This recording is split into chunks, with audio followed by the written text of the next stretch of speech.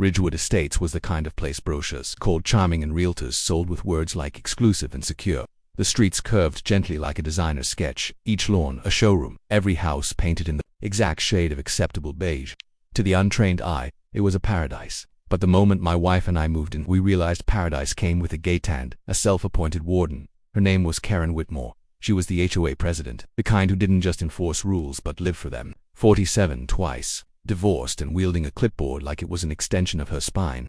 Karen monitored the neighborhood like a security drone disguised in capris. Her office was her front porch, her hours eternal, and her favorite pastime was confrontation. Layla, my wife, was her antithesis. Calm but unshakable. The kind of person who carried quiet authority without needing to prove it. Slim-framed hair, tied back in a neat braid. She moved with purpose in everything from slicing vegetables to sprinting down cul-de-sacs. She didn't talk much about her years in the Air Force, but I knew she hadn't left discipline behind when she hung up her uniform, and she had zero tolerance for bullies, especially petty tyrants like Karen.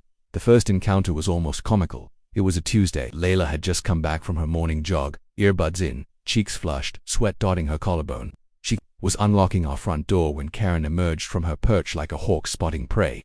"You're there?" Karen snapped, her sandals slapping the pavement as she closed the distance. "Excuse me," Layla paused, pulling one earbud out. "Yes." Karen didn't even introduce herself. "I don't recognize you. Are you visiting someone?" "I live here." Karen blinked. "That's not possible. I have everyone's names on the HOA roster. I need to see your identification." Layla raised an eyebrow. "Are you a police officer?" "I'm the HOA president." "That's more than enough." "Then no," Layla replied. "You don't get to ask for my ID." And with that, she turned and walked inside. Karen stood frozen on the steps, stunned. No one ever dismissed her suddenly, not like that. I watched from the hallway, barely, holding back a grin. Layla walked past me, grabbed a bottle of water and said casually, "We're going to have a problem with that one." She was right. Over the next week, Karen escalated. We got 3 warning letters about unauthorized yoga equipment on the back patio. One notice about a non-compliant welcome mat. Another cited Layla for wearing non-athletic attire while jogging, whatever that meant. Then came the final straw, that it was Saturday. I was trimming hedges when I heard shouting from the driveway. Karen was back, clipboard in hand, standing toe-to-toe with Layla. "This is your last warning," she barked. "You are legally required to provide identification if requested by HOA authority. Failure to do so is grounds for removal." Layla didn't flinch. "Try me." Karen's nostrils flared. "Don't think your attitude impresses me. This community has rules." Layla leaned in, her voice calm. "And I have rights. Don't mistake one for the other." Karen stormed off, face red, muttering something about safety and trespassers. I knew then what was coming. She would call the police. It was the only move left for someone like Karen, a person who built their identity on authority but couldn't handle resistance. And Layla, without even raising her voice, had torn that foundation out from under her. Sure enough, 2 hours later, the silence of our street was pierced by the distant wail of sirens. 3 police cruisers rolled into Ridgewood, lights flashing, tires hissing against the curb. I stood at the window, heart pounding, not from fear, but fury. Layla didn't deserve this. No one did. She stepped out onto the porch just as the officers arrived, a glass of iced tea in one hand, her chin lifted, posture relaxed. She looked at peace, untouchable. Karen appeared again, this time pointing furiously like she was calling in a missile strike. "That's her." She refused to identify herself. "She's a threat." But even from behind glass, I could see at the moment one of the officers hesitated. He looked at Layla, then at Karen. Confusion, doubt, a shift in the air. The storm was coming, and Karen had no idea who she was really up against. The first officer stepped forward, hand resting cautiously on his utility belt. His uniform was crisp, his expression unreadable beneath dark aviators. Karen trailed behind him like she owned the badge pinned to his chest. "Afternoon," he said, addressing Layla with a polite nod. "We received a call about a possible trespasser at this address." Layla took a slow sip of her iced tea. "Did the caller mention I live here?" "She claimed you refused to identify yourself and may be unlawfully occupying the property." "That's a serious accusation," Layla said, setting the glass down on the porch railing. "Do you have a reason to believe I've broken any laws?" The officer hesitated. "Ma'am, we just need to clear this up. If you'll show some ID." "No," Layla interrupted, her tone firm but measured. "There's no legal requirement for me to produce identification to a civilian or to law enforcement without probable cause." "Do you have probable cause, officer?" He blinked, the question catching him off guard. Behind him, Karen sputtered. "She's being evasive. Just look at her attitude. She's hiding something." The second officer, a woman with sharp eyes and a softer voice, joined the first. "Is there any documentation to confirm residency?" Layla reached into her yoga jacket, not for ID, but a folded document she always carried. "The deed to our home." She handed it over without a word. The female officer read it, her brow furrowing. Then she nodded and handed it back. It checks out. Karen's jaw fell open. That can't be right. I manage the community records. I know every homeowner here. No, Layla said evenly. You manage a spreadsheet. What you don't manage is me. The male officer lowered his sunglasses slightly. Ma'am, you're not under suspicion of any crime. You're within your rights. Karen stepped forward, desperate. Wait, you don't understand, she's dangerous. That's when Layla's entire demeanor changed. Her posture straightened, spine stiff, eyes locked onto the officers like a switch had flipped inside her. She was no longer the calm woman on a porch, she was someone else, someone trained. Dangerous, Layla repeated, voice cool. You know what's actually dangerous? False reports. Abuse of emergency services. Harassing legal residents. That's dangerous. The officers exchanged glances. Then came the low hum in the distance. It started as a barely audible tremor, then grew louder, rotor blades chopping through the air. A shadow passed over the street, all heads tilted skyward. A helicopter, black, unmarked. Within seconds, the hum became a roar. From the main road, black SUVs emerged, sleek, armored, moving with precision. They stopped with military efficiency in front of our house. Karen took a frightened step back.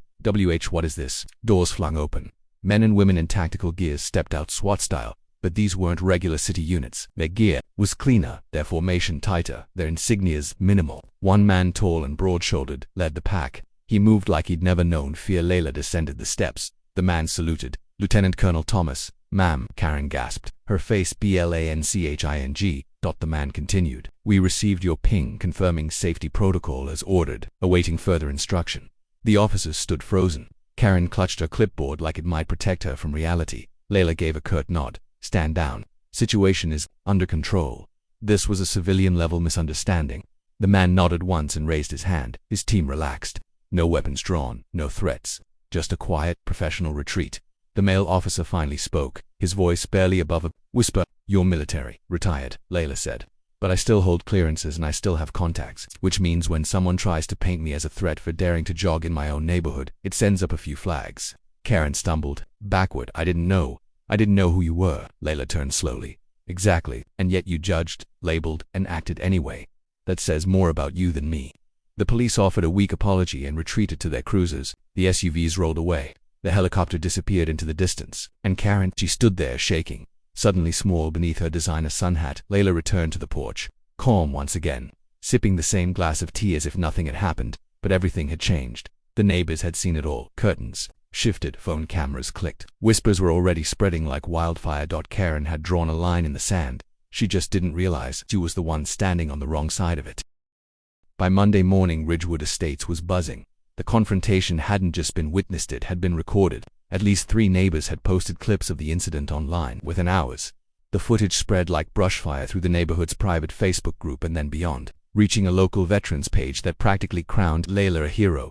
The clip that made the rounds showed everything: Karen's shrill accusations, Layla's quiet defiance, the officer's arrival, and finally those black SUVs and the unmistakable salute. The caption: when HOA power trips meet military precision. Karen vanished. For the first time in years, her front porch was empty. No morning patrol, no clipboard patrols, no passive-aggressive reminder emails about fence height or mailbox paint. But Layla wasn't celebrating. Not yet. This isn't about embarrassing her, she told me over breakfast. It's about fixing the system that enabled her. She was already 10 steps ahead. Within days, Layla submitted her candidacy for the open seat on the Ridgewood HOA board. Her name had barely posted before neighbors lined up behind her signatures, endorsements, lawn signs with the slogan, leadership, not control. Even the quietest homeowners, the ones who once feared Karen's iron rule, emerged from the shadows to cast their votes. When the ballots were counted, Layla won in a landslide. Not a symbolic win, a full-blown mandate. Karen didn't even show up to the meeting where the results were announced. As Layla took her seat at the long, sterile conference table in the community center, she scanned the familiar faces, some sheepish, others relieved. One by one, she dismantled the weaponized rules Karen had used to choke the community. Out went the ID policies for residents, spouses, and guests.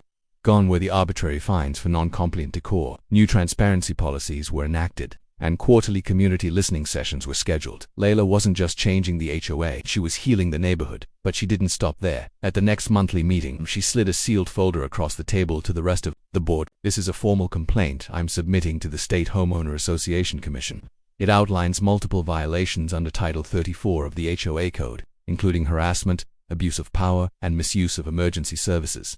The room fell silent. I'm not asking for vengeance, she continued. I'm asking for accountability. Within weeks, an investigation was underway. Karen was summoned by the State Oversight Board. According to whispers that trickled back from City Hall, her defense crumbled almost immediately. She'd made too many enemies, written too many sloppily worded citations, left too many digital footprints. The commission handed down its judgment swiftly. Karen was stripped of her HOA position, fined for misuse of emergency resources, and banned from holding any future leadership role in Ridgewood Estates. The news hit the neighborhood with a kind of collective exhale. People began walking their dogs a little farther. Lawn chairs appeared again on porches.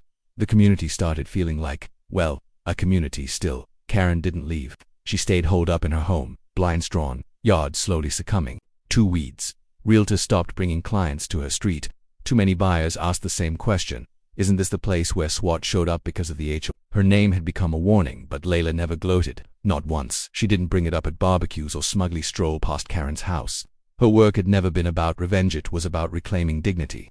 Her presence at meetings remained calm, focused, and collaborative. But there was an undeniable shift in how the room moved around her now. She wasn't feared. She was respected, and just like that, the woman Karen tried to intimidate had become the face of Ridgewood's future. Late one evening, as Layla watered the roses she'd planted by our mailbox, I stepped beside her. You think she ever apologized? I asked. Layla didn't look up. I don't need her apology. She turned the hose off, shook out the nozzle, and surveyed the blooms. People like Karen live in fear of losing control, she said. The trick is showing them they never had it to begin with. She smiled, not smugly, but peacefully, and walked back toward the porch. The flowers glistened in the dusk. For the first time, they weren't just decoration. They were a symbol. The seasons turned. Ridgewood Estates, once ruled by clipboard tyranny, breathed easier. The artificial perfection Karen had enforced began to give way to something more genuine: vibrancy, community, and trust. Layla had become a fixture of that change. She wasn't just a board member now. She was the person people waved to first, the one neighbors trusted with real concerns, not made-up infractions. But one quiet morning, something unexpected happened. Layla was out tending the community flower beds near the Ridgewood sign, her idea, part of a neighborhood beautification project. As she knelt, trimming back lavender stalks, footsteps crunched behind her. Colonel Thomas, a voice called. She turned. Karen, gaunt, pale eyes sunken in the way shame carves deeper than time ever could. Gone was the smug posture, the clipped tone, the perpetual air of superiority. She looked deflated. I didn't expect to see you here, Layla said, standing slowly. Karen clasped her hands, as if trying to ground herself. I thought I should say something. I've spent the last few months angry, bitter. But that morning, the one with the police, it broke something in me. Layla didn't respond. She simply waited, the way someone trained to assess threats also learns to listen without emotion, without judgment. Karen's voice cracked. I was wrong about you. About everything. I let control become who I was. You reminded me that power doesn't make you right. Silence stretched between them. Finally, Layla spoke. Why now? Karen shrugged. Because every time I look out my window and see this neighborhood thriving, I realize I wasn't helping it. I was holding it hostage. It wasn't an apology. Not exactly. But it was the closest Karen could get. Layla nodded once, then changed. Not for me. For yourself. Karen's eyes shimmered, and for a moment, she looked like someone just waking up after years of sleepwalking. She turned and walked away, leaving Layla among the flowers, sunlight warming the path behind her. That evening, the HOA held its quarterly community gathering. No agendas, no motions, just families sharing food, stories, laughter. Children dashed around the park, parents lounged on picnic blankets, and elderly couples strolled beneath lanterns strung from tree to tree. Layla stood near the fire pit, watching it all. Speech. Someone shouted. A chorus echoed. Speech. Speech. She stepped up onto the small gazebo platform, palms raised to quiet the playful chanting. I'm not great with speeches, she said, smiling, but I'll say this. A neighborhood is more than its rules. It's more than lawn heights and mailbox paint. It's about how we protect one another, and how we forgive. A hush settled over the crowd. I've seen communities torn apart in places far worse than this, she continued, voice calm but carrying. But I've also seen them come back stronger when people decide that decency matters more than dominance. A pause. Then soft applause that built into something louder, fuller, genuine. She stepped down, her gaze sweeping across the faces, some old, some new, all changed. Later, as we walked home under the canopy of stars, I turned to her. You think she meant it, Karen? Layla shrugged. I think people only change when their illusions collapse. Hers did. Whether that sticks, that's her journey. I nodded, but I kept thinking about the way Karen had looked. Not defeated, not angry, just human. Maybe Layla was right. Maybe the best revenge wasn't public humiliation or punishment. Maybe it was proving that kindness, tempered with strength, was the most unbreakable force of all. Back home, we stepped onto the porch. The roses beside the mailbox were in full bloom. Layla paused to admire them, her fingers brushing one of the petals. Then, almost as an afterthought, she pulled a small plaque from her bag, the kind that would have once triggered a citation. Under Karen's rule, and mounted it gently into the soil. Freedom begins with boundaries respectfully defended. She stepped back, not for validation, not for applause, but because it meant something to her. Inside, the house was quiet, peaceful. We had started our lives here thinking we were moving into a pristine little utopia. What we found instead was a fractured illusion and an opportunity to fix it. All it took was one woman refusing to bow to unjust authority, one woman unafraid to stand her ground, one salute to remind everyone: real power doesn't demand respect, it earns it.